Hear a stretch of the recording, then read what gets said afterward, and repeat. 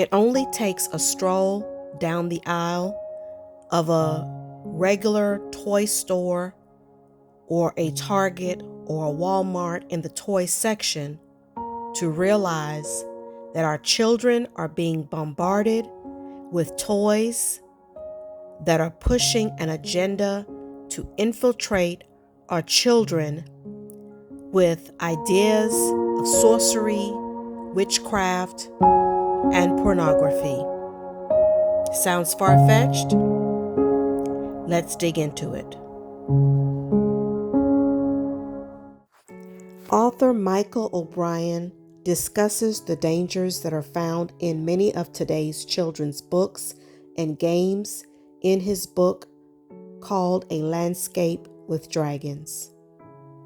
He writes, "The imagination was originally created to be God's territory, a faculty of man's soul that would help him to comprehend the invisible realities.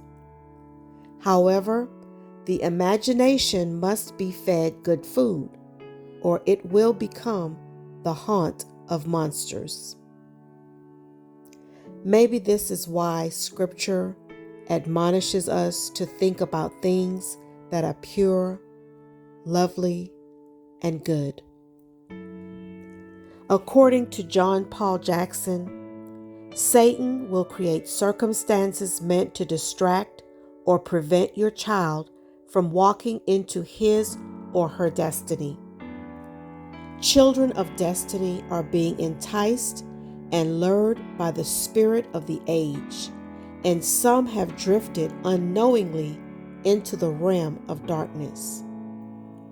All one really has to do today is to take a look on Google and just to input a subject line such as witchcraft toys for children, and you will see and understand that our children are being inundated with thousands of toys that are meant to distract and destroy them. John Paul Jackson goes on to state, "While it may seem as if we are living during a time of heightened spirituality, what is promoted in our culture is not Christianity. It's a form of New Age spirituality where pagan practices such as sorcery, channeling, clairvoyance, and psychic healing are being mainstreamed into society.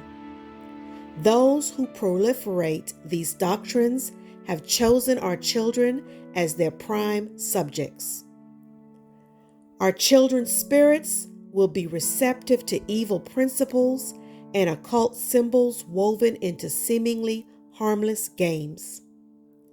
It matters not if our children understand what the symbols mean. Demonic inroads will be made into their spirits. By concealing his sorcery with cartoon characters, the enemy achieves his goals and deceives both children and parents." Now, although many would say that John Paul's perspective sounds a bit extreme, I disagree. I believe that his wisdom is much needed in our all-accepting Christian culture today. And I do believe that we have to use spiritual discernment. We must set up boundaries for our children and in our homes because the enemy is cunning and he is going to and fro, as the scriptures have said, seeking whom he may devour. And we know that his agenda is to steal, kill, and destroy. As Christ followers, we are not supposed to just take the path of the least resistance, and we must separate ourselves from others that are doing all of these falsehoods in the world. And as parents, we are the gatekeepers of our home, so we have a responsibility to evaluate what we are allowing in our homes according to Scripture, not just according to what is popular. You know, God created us to be salt and light in this world, which means that we are called to expose the works of darkness and not to just blend in with them. Here is something else that was stated by John Paul concerning the game Pokemon. If good monsters are using psychic, occultic, and sadistic methods to win over evil monsters, how do you separate good from evil? If we think that only overt evil is sinful, then we fail to realize that not everything perceived as good is from God and is spiritually beneficial. Something perceived as good can actually be detrimental. Remember, the enemy used the tree of knowledge of good and evil to entice Adam and Eve. He still uses it today.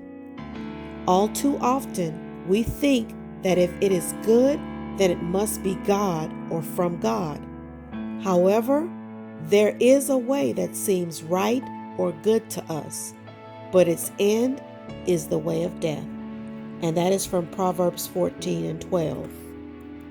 You know, our culture tends to try to paint certain things in the way of entertainment as innocent, and all the while the enemy is using the disguise of entertainment to push this evil culture onto our children. So we have to be very careful not to focus, so much on what the enemy is doing or to be fearful of his tactics.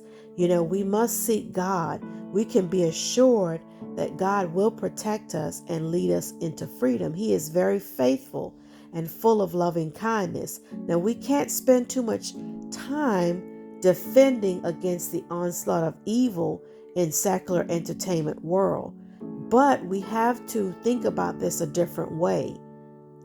Each time we see the kingdom of darkness highlighted through books, movies, etc., we should really ask, what is this a counterfeit of in the kingdom of light? As Christians, we, see that Satan has created a counterfeit, and we commonly overreact to try to protect ourselves from contamination. In other words, we shouldn't shut down all sources of the supernatural.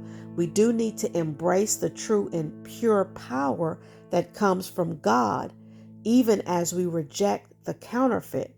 As scripture does say, test everything and hold on to good, and abstain from every form of evil.